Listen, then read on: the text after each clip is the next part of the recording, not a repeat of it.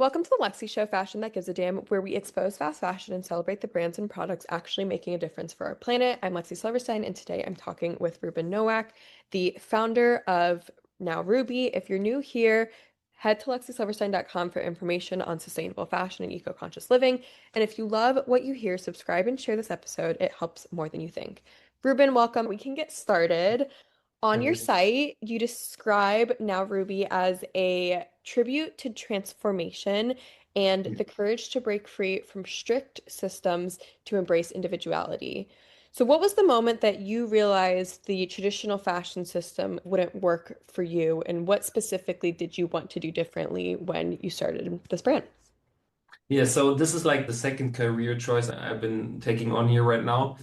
So during my time as a German Air Force officer, I just purchased a sewing machine back in the days and started sewing on my own, teach myself sewing. Took me like, I would say 2 to 3 years.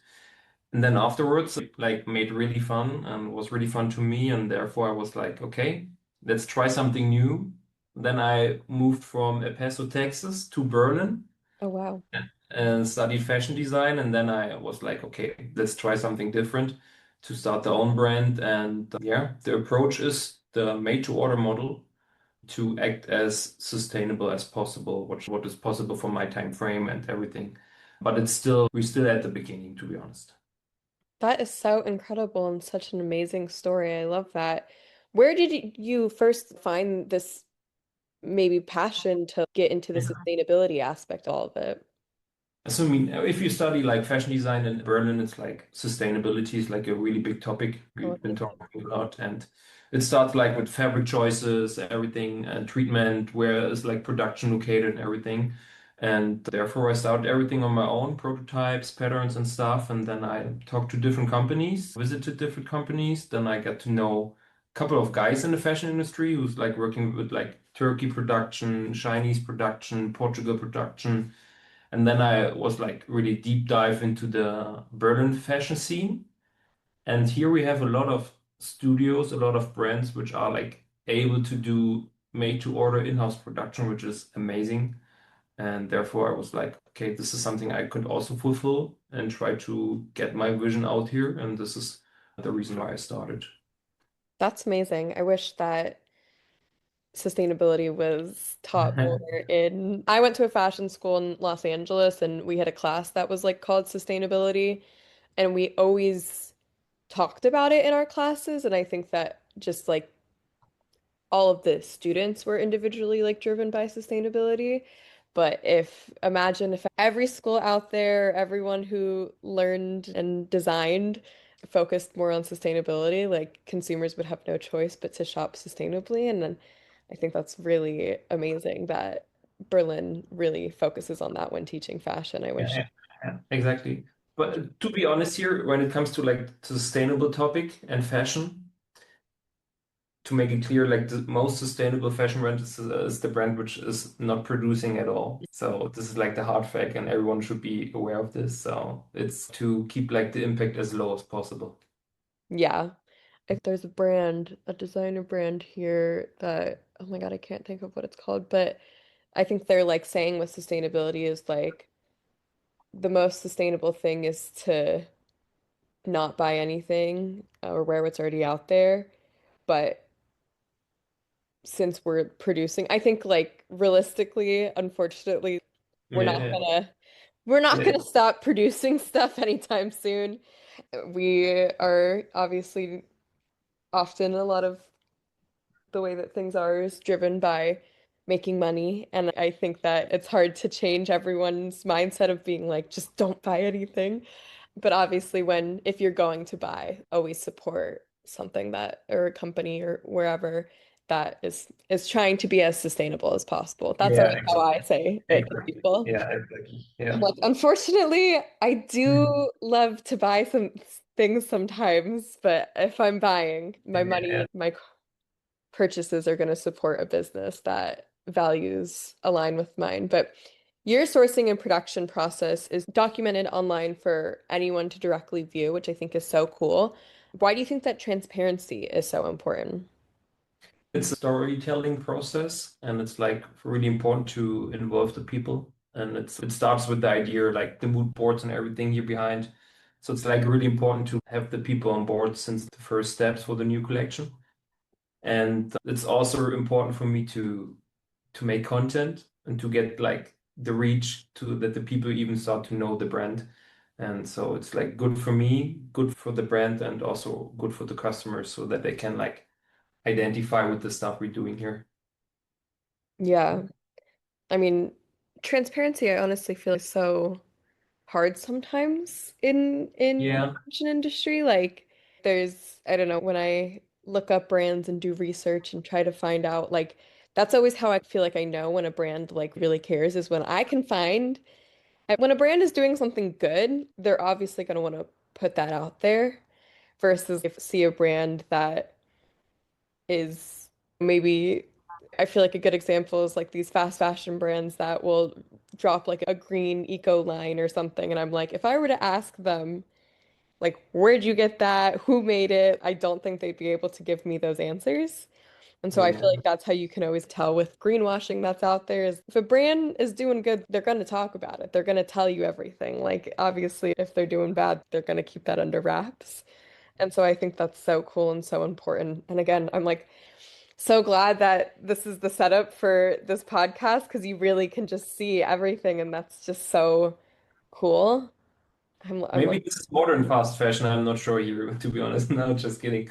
We try to do the best we can, and I can be transparent and let you know that like we got some new customers recently because we dropped a new ready-to-wear collection based on our Berlin Fashion Week collection, and they are not used to this kind of model. Like after 6 to 7 days, you receive the first emails like, yo, bro, where's my piece? So I'm waiting 6 days already. I said, yeah, I can send you a picture. It's like we cut right now the color and everything.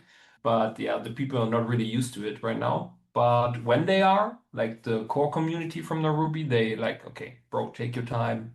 We know it's you going to do this with your team in the studio, but I guess we're still at the beginning. What when it yeah. comes to water, for example.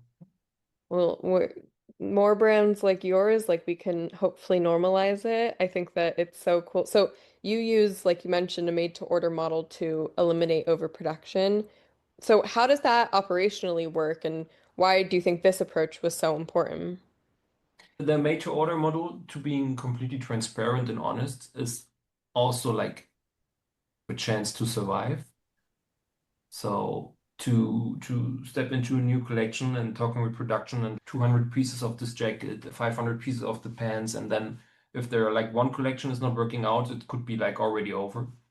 But this is like the way to survive, but it's also like for us easier to manage. So we're working with their own online shop and we have a couple of stores based in Germany.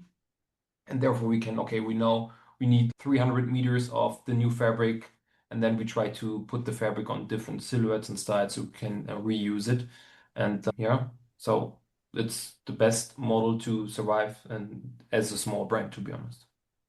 So how does it work? So if I'm a customer and I want Yeah. to order something, do I send measurements or I don't No, there's know. if you go to our online shop, you can just order right away, like the normal size range. Okay. Like most of the size ranges available. And then we have all patterns here. Our patterns are there, and then we just start cutting the day after. Depends on like the traffic which we like looking at right now, but normally it takes 3 to 7 days that then the product is like fulfilled and ready to ship. So That's we buy the fabrics and everything is in-house already laying here under the table and in the storage area and stuff, and then we start just working on the order after you place the order. that is so cool. I'm obsessed. So like the what was I gonna say?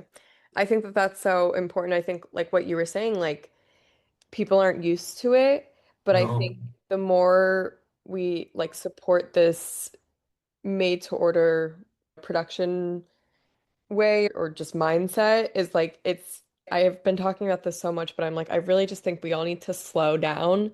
Like obviously there's the whole slow fashion movement and just in general, like if when we buy things, like I feel like with the amount of things that are out there like Amazon and TikTok shop and all of these ways of buying things and there's ads thrown at us like every 5 Yeah. seconds. Like I cannot go anywhere without being like, that's an ad, there's an ad, another ad. I'm constantly being sold something. And then I think because of that, we're very quick to just make these impulse purchases and we're just like, we saw this on TikTok and I put it in my cart and I bought it and it came to my house the literal next day. And then I'm realizing like did I even really want it? Did I really need that? And I think when you really care for something and you really love a piece, like Yeah. it's worth the wait. And really, what is like 7 days of waiting for an incredible item to be like sent to your house? It was made for you, made to order by an Yeah. incredible brand. Like we just need to slow down. Like everything has gotten so convenient and it's like too convenient. Yeah. Yeah. The fashion industry is so fast. I'm also like when we're talking about the Fashion Week schedule, do two collections twice a year, two Mhm. collections. It's like intense, and this is also something we need to be seen out here, and it's a lot of work and time. And when we do a Berlin Fashion Week collection, we also do a ready-to-wear collection, which is like popping out of this like runway stuff. The runway stuff is way more expensive and way more work needs to go in, but the ready-to-wear collection. So we're doing like 4 collections to 5 collections per year, which is a lot. But like the pieces itself, it's like not 400 pieces per year, styles per year. It's like way less. Yeah. Yeah. Even like that, I remember when the fashion industry, which this wasn't even that long ago, but it was like brands released like what you're saying, like four per collection per fashion week season. And then now it's like people are just releasing things like once a day, once a week. I'm like, Yeah. why do we need this much stuff? Let's slow down and go back to at least just doing the drops for the fashion weeks. And I just remember, I think it's Shein like releases anywhere from, I don't even know, 20 to 10,000 individual styles per day. And then that's just the style. So on top of that, there's 20 of that individual style, and then there's 300 of that other style. And it's like, why do we even need that many clothes? Let's slow down and let's remember to value our pieces and value how things are made. And I think showing people the how to, giving that transparency, like makes people appreciate things more. I took a jewelry making class with my mother the other day and some of her friends, and all of them left being like, this makes me appreciate the things I have so much more because somewhere Yeah. made my clothes. Like, Yeah. I wish Yeah. everyone could take one of these classes. Yeah. Come to our studio, do your shirt yourself, and then we can help you Yes. with it. Yeah. Exactly. I'm like, I can barely handle making like sewing a button back onto my pants, and I went to fashion school. Okay. Okay. So it's so amazing what you do. But as you mentioned, you showcase at Berlin Fashion Week. So what do you hope that people felt walking into that show, and what do you hope that they left thinking about? Yeah. So the show is like 1.5 weeks ago, and right after the show, we went to Paris regarding fabric fair. Oh, Where we already selected new fabrics for future projects. And now it's like the first week settled down at the studio, fulfilling the orders and stuff.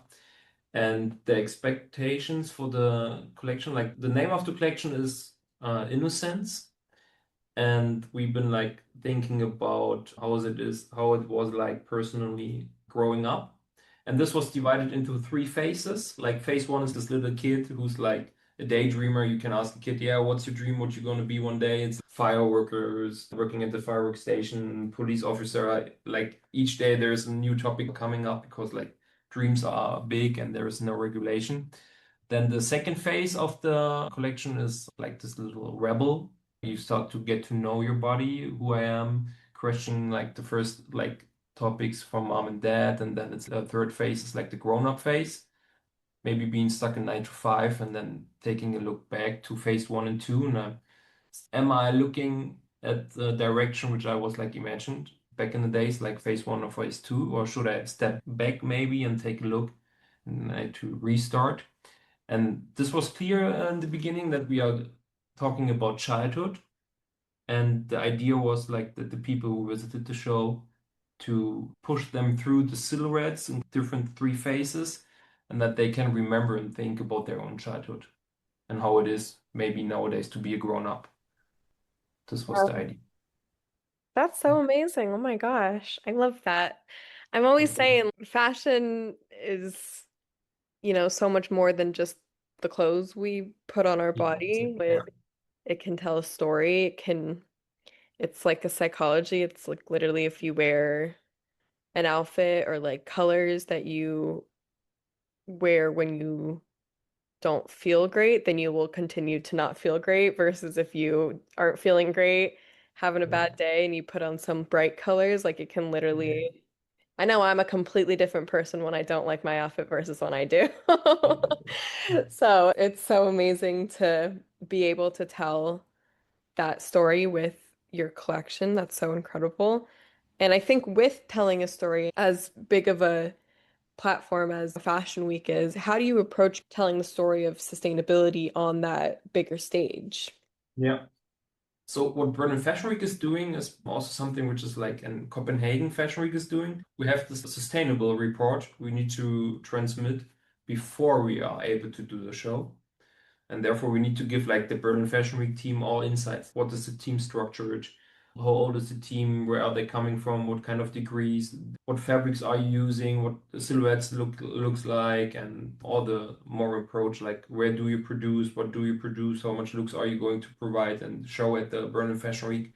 So you need to give like all detailed information before the show, and afterwards you get accepted or not. And this is like the Berlin Fashion Week Sustainable Report is something which is like a test phase right now. But the next season, it's like 100%. If you don't fulfill, you're not allowed to. Oh my gosh, I'm just like, America sucks. Like, why are we not doing that? That's so cool. I had no idea that was a thing. That is awesome. Every time I talk about like sustainability, it's always, this is what the country that I do not live in is doing in the fashion industry Yeah, yeah, for yeah. sustainability. And of course, we're not doing that here. That is so amazing. I am gonna have to look into that because I'm like, that is like the coolest thing ever. How do I get that to New York? And so, what's one thing that you wish more fashion brands would do differently during fashion weeks all around the world? No, it's pretty hard to tell because I'm really new to this game, to be honest. It was the first official Berlin Fashion Week show. And I'm still like processing everything and learning. And I guess I'm not in the position right now to think about the more bigger brands. I'm just trying to do my own stuff and learn from others. Yeah, I'm not really sure what could be different. What always is the topic, it's, oh, can I come to your show? I would love to see it for sure. I would love to invite like even more people, but it's always the question of money. Mhm. For what kind of audience are you doing the show? What is like the impact afterwards? And maybe it would be cool if like more people have been able to come to shows. Yeah, This would be cool. I love Yeah, that. I completely agree. I think all of us wear clothes every single day, yeah, exactly. for the Yeah. most part, I assume. And I think that it's such an experience. I've had the amazing privilege of going to like New York Fashion Week a few times in Paris and London.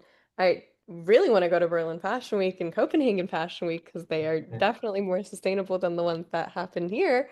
But it's so inspiring. Like you're just surrounded by so many amazing, really cool people. And I just wish everyone could also be a part of that. I think fashion industry used to be a lot more exclusive, and I think as we make it more inclusive and really represent the people who are wearing these clothes, which is everyone, they should also be able to attend. And yeah, my yeah. only other note is that answering my own question, I want everyone to have to also do their sustainability report in order to Yeah, yeah, yeah. show. That is so cool. And this is what Berlin Fashion Week is doing, at least at the summer season. There are mostly like some events outside, so you can join. It's like possible for 1 to 2,000 people sometimes to join. Oh, And wow. normally, like the normal fashion shows are like from, I guess, starting from 200 to 700 people only. But there are like some events you can go for free and without any invitation, and then this is also possible sometimes. And during Berlin Fashion Week, when I rethink about everything, it's like It's mostly really Berlin-based fashion brands. So this is also cool. Yeah, that's so amazing. I love that. I think that is definitely another important bit is like supporting Yeah. obviously the companies that are founded in the area you're in is so Mhm. important. So what role do you think these fashion weeks could play in the future, whether it's around sustainability or something else entirely?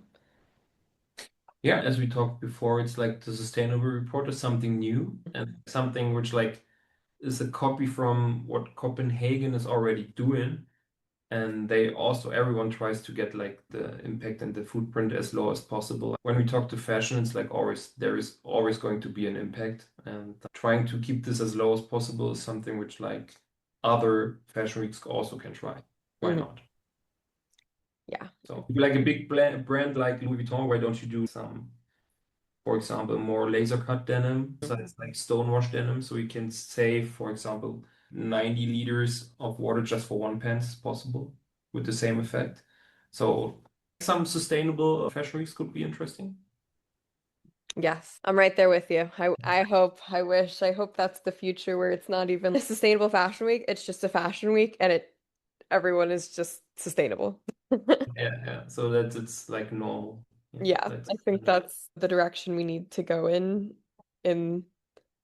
the reality of how our planet is doing. And again, if we're making stuff, if we're not going to stop making stuff anytime soon, I highly doubt that, considering we haven't stopped, we've increased production by a ton in many of these brands. And so if we're not stopping, at least let's make it the best that we can make it. As we previously said, I always like to end my podcast on what are your top rapid fire tips for someone who is starting their journey to a more sustainable lifestyle or just in general in the fashion industry. yeah. So one thing I do if I'm interested into buying a new product, like just for myself. I'm just like doing this 7 days. So the first idea, okay, I really want to have this new kind of shoes. Okay, interesting, noted. Then I wait 7 days, and if I'm still looking for the shoes and think like, okay, I can still use them, then I maybe start considering of buying them shoes. So like I have the 7 day rule, which I really try to, okay. Sometimes I'm also this impulsive and okay, last week was good. Maybe do a little treatment on yourself. What is life about? It's always and like you need to enjoy. And but yeah, sometimes I need to wait 7 days, and then if I'm still thinking about it, then I can go and buy something for myself. Yeah, completely. I think that's a great role. Again, just slowing down. My mom and I Exactly. were at a vintage sale the other day and she had tried something on. This was Yeah. definitely not 7 days. It was maybe 7 minutes, but she had put it down and she walked away and she was like, you know what? If I'm still thinking about it by the time we walk around all these like vendors and booths and stuff, I'll go back and buy it. And so we were like on our way out and she was like, okay, I've really thought about it. I really want it. And we went back and it had sold the thing that she was looking. No. And I was like, that's the only time where I'm like, God damn. And she was like, Yeah. I really wanted it now that I've had time to think about it. And, but I was like, you know what? I honestly think if it was meant to be, it would have been. And now we can look, because we know that she wants something along those lines and she has more time to think it through, and we can try and do some research and find something that's maybe even better than the one that she had found because we know that she wants it now. But at least it's like a guaranteed thing in her mind where it's like, it's the one that got away, but it's okay that it got away. It was fate. We'll find something better. I Yeah. hate when that happens though, when I'm like, Yeah. "Ugh, sucks." Yeah. It's good to slow down and to think about our purchases so we're not making any impulse purchases because the longer you slow down to think about it, the more likely you are to keep something in your closet for a longer time, which is inevitably more sustainable than buying Right. something and then Exactly. getting rid Yeah. of it the next day. Yeah. Thank you so much. Where can people find you on social media or shop your collection? Yeah, for sure. We are on social media like Instagram, TikTok, YouTube. Just put in Nowrubi. So my name is Ruben Nowak, and the first letters just other way around. It's Nowrubi.